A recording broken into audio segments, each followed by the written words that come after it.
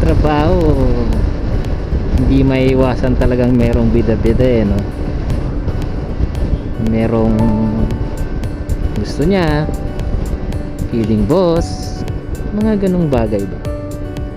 Kahit sa ang trabaho may ata merong ganun, diba? So ano nga bang dapat gawin sa ganong katrabaho? Sa akin, sa experience ko mismo, nayaan ko lang. Hindi magbida-bida ka, diba?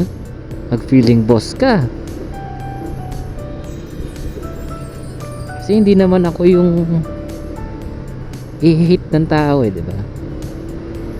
Siya. So ba't mo siya pakikialaman kung bida-bida siya? Niyayaan natin siya. Natin siyang pakialaman.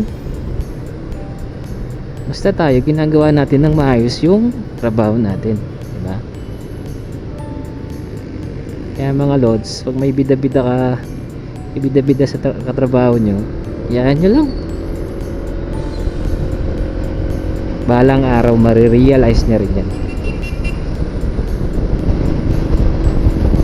Marirealize niya rin yung pagkakamali niya na nagbida-bida siya.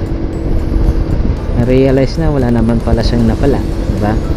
Sa pagiging sip-sip, bida-bida, feeling boss, yan ganun.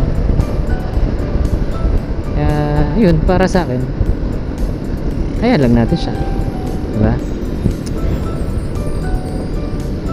Kaya yun, good morning mga lods, peace out.